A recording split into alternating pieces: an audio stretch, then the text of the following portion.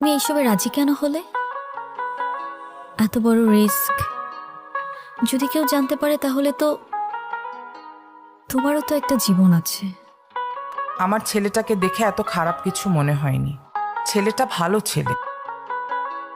মন খারাপ করে বসে না থেকে চলো সবার মাঝখানে যাই। নাচ জামাইটা দেখতে কিন্তু রাজপুত্রের মতো। আমাকে ভাই বানিয়ে ফেলেছে। কি কিছু বলবা? না, তা কি বুঝতে পারো নাই তুমি? তুমি এইসবে রাজি কেন হলে?